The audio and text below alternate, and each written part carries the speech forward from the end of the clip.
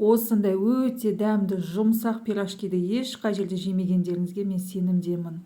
Ең алдымен апара жасаймыз.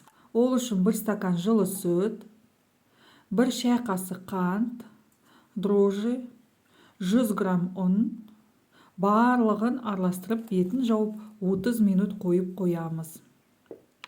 Қамырымызға айран, 1 шай қасық тұз, 1 ас қасық қант, 1 жұмыртқа, 50 грамм сұйық май, апараны қосып араластырамыз. Және де аз-аздан ұнымызды қосамыз. Жұмсақ қамыр илейтін боламыз. Одан кейін бетін жауып, 1 сағат жылы жерге қойып қоямыз. Одан кейін бөліктерге бөлеміз. Әр бөлікті қолымызбен жайып жібереміз. Ортасына картошкамызды саламыз. Ал үстіне жарты сосискамызды саламыз.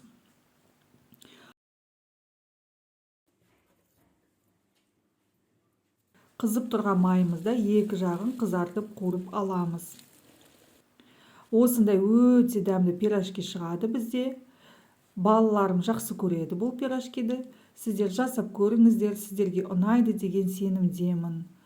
Егер де менің рецептім ұнаса, тіркеліп қоюды ұмытпаңыздар. Басқа рецепттерді өткізіп алмас үшін.